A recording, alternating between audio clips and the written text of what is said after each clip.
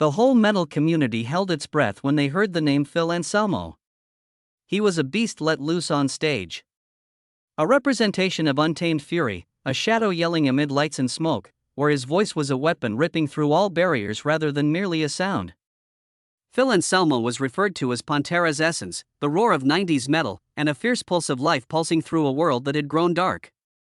However, there was a soul in pieces underneath the multi-platinum records and fiery performances. A man in the spotlight, alone, writhing in physical agony while high on drugs.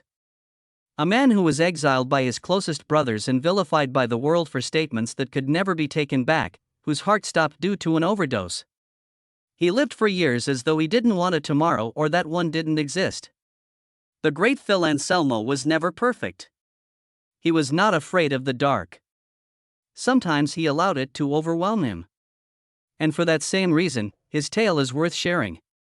A voyage of disintegration, demise, atonement, and endurance. Even after the world has changed, the cry of survival continues to reverberate. So, who exactly is Phil Anselmo? Was he the victim of the very fire he once started, or was he the voice of a generation that rebelled? An exiled soul still looking for a path home, or a living legend? Childhood. Hanson, Philip. On June 30, 1968, Anselmo was born in New Orleans, Louisiana, a city full of personality, jazz music, openness, and mayhem. He was the son of his mother, who remained in the background and dealt with unsaid hardships, and Philip Anselmo, Sr., an Italian-American who maintained a classic Italian restaurant with live music performances. The Anselmos were not impoverished. But there was never nearly enough affection in the home. As one of 3 siblings, Phil saw firsthand how his parents' marriage fell apart. He had a more formal than intimate relationship with his father. Phil never thought of it as his stage, despite growing up surrounded by music and the vibrant environment of his father's restaurant. In contrast, he frequently felt like an outsider who was not included in any frame. From an early age, Phil, a slender child full of energy, exhibited impulsive and disruptive conduct. In New Orleans, he attended public elementary schools, where his unruly demeanor and short fuse resulted in many transfers and ongoing discipline. No one could dispute his odd imagination and keen observational abilities, which would later inspire his impassioned and surprisingly profound music, despite his unimpressive scholastic record. Phil's early years were characterized by noise rather than sports fields or painting studios. The loud sounds of Iron Maiden, Judas Priest, and Black Sabbath records reverberated from his bedroom, creating a private realm where he could escape the mayhem outside. Phil didn't start playing music as a pastime. It was a lifesaver. He once remarked, "I didn't turn to metal for entertainment. I needed something to make me scream, so I turned to it." When Phil first took up a guitar at the age of 14, his identity was shaped by his voice. He began yelling without any formal instruction or sophisticated technique, playing with tone, pronunciation, and the unadulterated rage that was blazing inside of him. At this time, he joined local bands such as Razor White and Samhain, which are not linked to Glenn Danzig's band of the same name. His crazy theatrical appearance and frighteningly raw energy made him the center of attention very soon. "Living in a jazz and funk-infused city made me feel alienated all the time." He was different from the other children. He had no aspirations of becoming an engineer, a doctor, or a football player. He wanted to stand on stage, yell, and hold a microphone until the anguish subsided. Fame was never the aim in Phil's universe. It was already a struggle to be alive. Then, as his adolescence whizzed by with screams and late-night club appearances, he received a call from Arlington, Texas. Even after releasing 3 albums, the band is still looking for their voice. A band torn between wanting to be heavier, more real, and more deadly in glam aesthetics. Phil Anselmo was the name they called. Early career. At the age of 18, Phil Anselmo was invited by the Texas band Pantera in 1986. The band was still torn between wanting to be taken seriously in the underground scene and the gaudy lights of glam metal. They had established a small fan base and put out 3 independent albums, but they lacked the most important component, identity. Everything changed when Phil entered the studio for his audition. Didn't bring a star's brilliance, but rather an unbridled, furious, and primordial force. The band's guitar prodigy, Dimebag Darrell, saw this as the missing component right away. A voice that challenges the crowd, not to appease it. Phil was more than just a vocalist, he was a living statement, a howl from the soul that no one could ever fully understand or imitate. Power Metal was the first album Phil recorded with Pantera. 1988 was a transitional album in which the band started to drastically change course while yet holding on to remnants of their previous sound. Power Metal was the first to shed their glossy exterior, roughen their sound, and venture into uncharted terrain, even though it wasn't a breakthrough yet. Additionally, Phil's presence brought about a radical change in the band's style and mindset. He inked his body, wore dark t-shirts and cargo pants, chopped off his long hair in the glam style, and performed with eyes that seemed capable of consuming the crowd. He did more than just sing on stage. He yelled, made threats, and ripped down the wall separating him from the throng. And the audience roared back, not in fear. Pantera's members, meanwhile, felt that the musical tide was turning. Glam had reached its apex and was starting to fade. The audience desired a more realistic experience. Less polished and heavier. Pantera changed their brand at that point, instinctively rather than for the market. Pantera joined Atco Records, a big label, in 1989. It was more than simply a business transaction, it was an opportunity to make a fresh start and finally emerge from their own shadow. Cowboys from Hell, the first album to genuinely establish Pantera as a new heavy metal force, was released in 1990. At the time of its release, Cowboys from Hell was just the beginning, a statement that Pantera was prepared to burn the past and set off on a one-way path, where Phil Anselmo became its fiery, unforgiving spirit. However, it would subsequently be regarded as a breakthrough record of the decade. What transpired next, from internal breakdown to commercial explosion, would be a whole new tale. However, Phil's transformation from a boisterous, mischievous child in New Orleans to the vocalist of a new metal movement was sufficient evidence in and of itself. He did more than simply join Pantera. He gave it new life. Professional breakthrough. When Cowboys from Hell was formally released in 1990, Pantera didn't simply release a new album. The heavy metal map was redrew. Every component of the record pulsed with a new kind of energy, from Phil Anselmo's eerie guttural screams to Vinnie Paul's oppressively tight drums and Dimebag Darrell's razor-sharp riffs. It was metal that now depended on planned savagery rather than raw speed. It was referred to as groove metal. However, it was only the sound of truth, raw, black, and unpolished, to those who experienced it. The sound of Phil's voice was unique at the time. He didn't try to impress listeners with his well-polished voice or use strangeness to get attention. With a savage ferocity, he let forth a scream that seemed to be delivered directly to the listener's chest with each lyric. He wasn't merely a performer on stage, he was a survivor, a wounded warrior who screamed into his scars until quiet was broken. Cowboys from Hell took a while to gain widespread recognition, instead, it went underground like wildfire. Phil was acclaimed as a representation of unadulterated honesty in both emotion and lifestyle, and Pantera was seen as the future in the metal community. No polishing, no acting, no pretending. He was just himself. Fierce. Uncooked. Unrepentant. Pantera returned to the studio in 1992 after almost 2 years of non-stop touring, but this time they intended to declare war rather than merely follow up. One of the most significant albums in contemporary heavy metal history, Vulgar Display of Power, was the outcome. It was a manifesto for a broken generation, one disenchanted with authority and religion, from the nerve-wracking riff of Mouth for War to the suppressed seething scream in This Love to the timeless and Walk with its unwavering message. Family, as well as society. Phil didn't use metaphors in his lyrics. At the microphone, he wrote as if he were removing his own skin. Millions of young people felt seen because of that. Pantera was the main act at all of the big metal festivals following their artistic triumph of Obscene Exhibition of Force. However, the publication of Far Beyond Driven in 1994 marked their real zenith. An album that defied logic in its brutality and unashamed darkness. Nevertheless, it immediately rose to the top. One on the Billboard 200, surpassing alternative, grunge, and pop performers. In the history of metal, it was an unprecedented accomplishment. However, there was a cost to that achievement. Phil was deteriorating as the band got stronger. He was driven to the brink by years of non-stop touring, untreated back ailments, and unhealed emotional scars. He began taking huge doses of drugs to dull the discomfort. He resorted to heroin once those failed. Initially, nobody was aware. On stage, he continued to command the audience like a crazy preacher and howl like a ferocious animal. Backstage, however, was another story.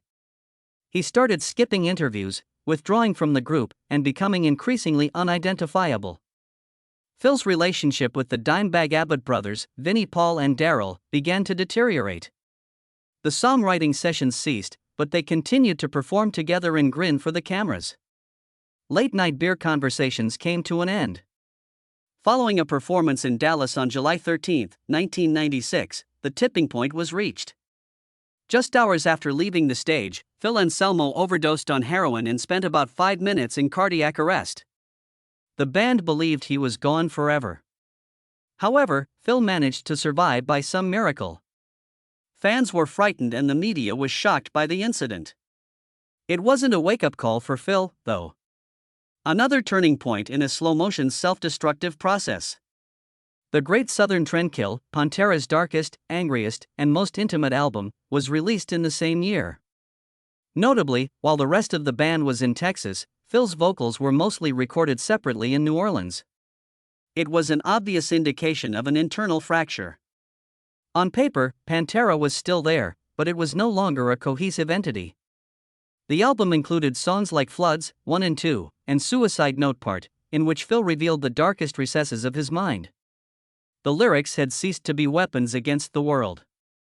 The inner turmoil that was tearing him apart was reflected in them.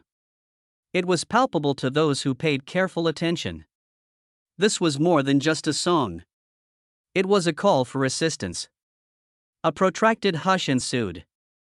For a number of years, Pantera essentially stopped operating. Phil threw himself into side projects like Superjoint Ritual and Down, which tapped into a darker, more ominous, and threatening aspect of his sound. In the meantime, it was hard to overlook the distance between him and Dimebag Daryl. Their former fraternity disintegrated into distrust and then subdued animosity. In 2003, Pantera formally disbanded. Just a silent slash that hurts like a wound that will never go away, no declarations, no boisterous press conference. It was now believed that Phil Anselmo, who had once given Pantera its soul, was the one who had killed it. Following Pantera's unofficial split in 2003, Phil Anselmo did not say goodbye, host a press conference, or provide an explanation. He just vanished. However, that quiet wasn't the end. It was both the start of a new trip and an internal retreat. One in which music became a confession, a lingering pain, a punishment he placed on himself, rather than a cry of wrath against the outside world. Fans were still mourning Pantera's passing, but Phil was quietly creating a new, harsher, more radical, and more intimate empire. He rejoined the band Down, which he had started in the mid-1990s with close New Orleans pals like Jimmy Bower, I Hate God, and Pepper Keenan of Corrosion of Conformity. NOLA, their 1995 debut album, was already regarded as a cult classic. However, it was in the years following Pantera that Phil really used Down as a medium to express all of his damaged emotions through music. Pantera was nothing like Down. It did not burn or blaze. It was heavy, sorrowful, and shadowy as it crawled. It was southern sludge metal, where anger smoldered like fire in your hand rather than exploding, and grief moaned instead of screaming. Phil started using music, each riff, beat, and lengthy exhalation incorporated into the songs, instead of interviews or memoirs, to convey the story of his life with albums like Down 2, A Bustle in Your Hedgerow, 2002, and Down 3, Over the Under, 2007. In addition to Down, Phil founded Superjoint Ritual, a band that was furious, more chaotic, and cruder than anything he had ever performed. This was not a performance band. It was a purging. Phil screamed about addiction, sleepless nights with no way out, and times when his heart stopped and he wasn't sure he'd wake up again in Superjoint, which felt like a foaming mouth. Listening to Superjoint's music was difficult. For those that understood, it was honesty in its purest form, but to others, it was like acid being poured on a wound. He didn't stop there either. Phil started a solo band called Philip H. Anselmo and the Illegals, in which he was in exclusive charge of the lyrics, production, and marketing. Phil delved more deeply than ever before into his turbulent inner world with songs like Walk Through Exits Only, 2013, and Choosing Mental Illness as a Virtue, 2018. The screams were more than just vocal technique, they were the cries of a man in self-doubt, wondering if he still had the right to be heard. Perhaps Phil's most understated but significant contribution following Pantera was the establishment of Housecore Records, a company that not only published his own music but also supported dozens of underground bands from genres like death metal, sludge, and doom. He saw this as an obligation rather than an investment. He once remarked, "If I've survived everything, then I have a responsibility to open the door for others still screaming in the dark." Though long removed from commercial spotlight, Phil continues to tour, no longer in stadiums of tens of thousands, but in smaller venues where the crowd is close enough to see the wrinkles on his forehead. He doesn't try to recreate Pantera. He doesn't relive the screams of youth. What he brings to the stage now is rawness, a man knocked down by life standing not to triumph, but simply to prove he's still alive. With every project, every song, Phil seems to be writing his own will. A legacy that doesn't sparkle, isn't easily digestible, but lingers hauntingly. He once said, "I know I've hurt a lot of people. I don't expect forgiveness. I just want that. When someone listens to my music, they understand that I tried." For some, that's not enough. For others, it's the only thing that matters. Personal life. When the stage lights dimmed and the final drumbeat faded, Phil Anselmo returned to a completely different world. No audience, no screaming, just a cold room, a body wrecked by pain, and a mind shattered by memories no one but him could truly understand. If the stage was where Phil fought with screams, then his personal life was a silent battlefield. One where he lost over and over again. Since the mid-1990s, Phil had been living with excruciating back pain caused by spinal injuries, the result of overperforming, falling off stage, and years of relentless physical strain. Doctors had advised him to rest completely, but instead, Phil chose to swallow handfuls of opioids, then turned to hard liquor, and finally, heroin.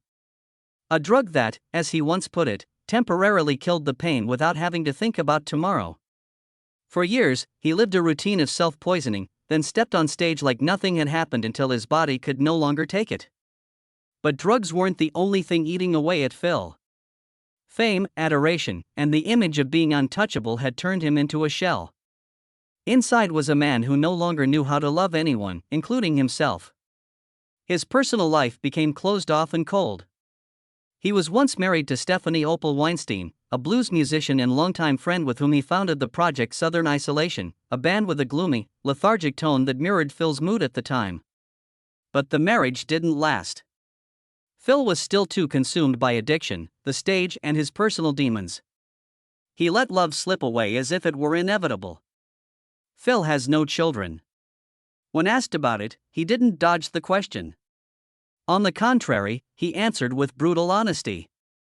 "I didn't want to bring a life into this world when I couldn't even control my own. I used to think I didn't deserve to be a father, and I still think that."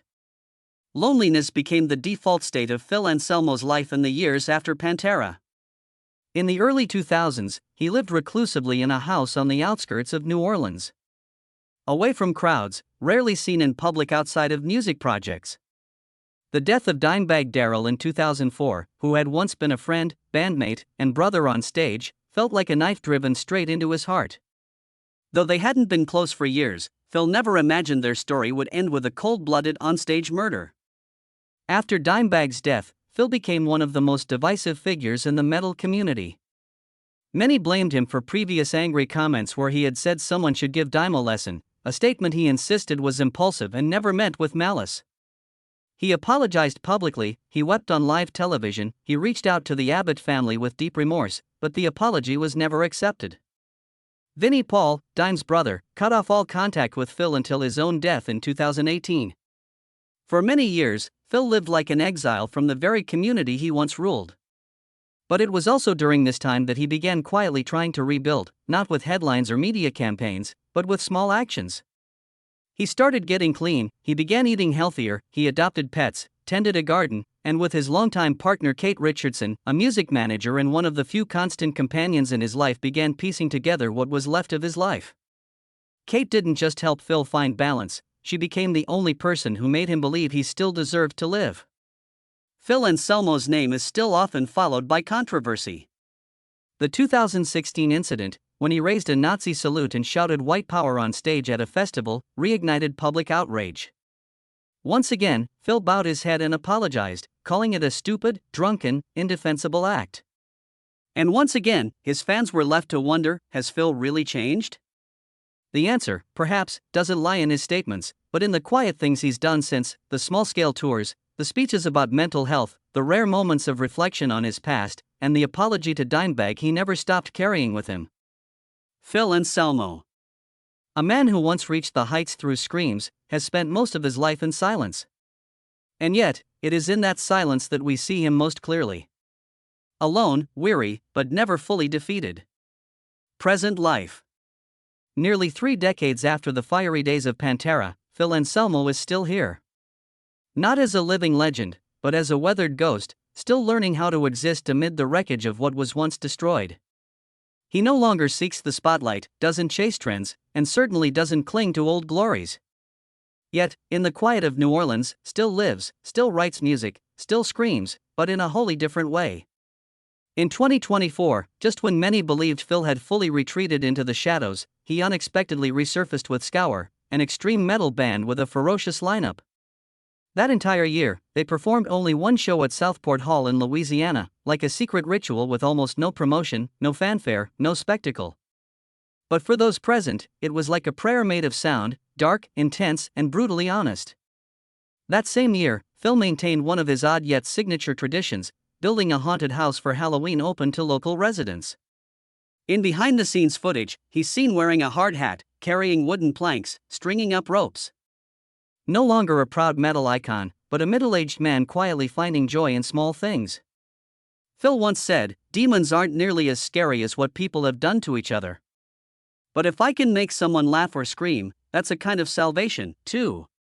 In 2025, Phil surprised fans again when Scour released their debut full-length album Gold on February 21, featuring Gary Holt, Slayer, Exodus on the track Coin. The album is a declaration, heavy, feral, but also deeply introspective. Gold isn't just sonic violence. It plays like a shredded diary, capturing the final chapters of someone who once stood in the eye of the storm. Most notably, Phil officially reunited Pantera in a way no one had seen before.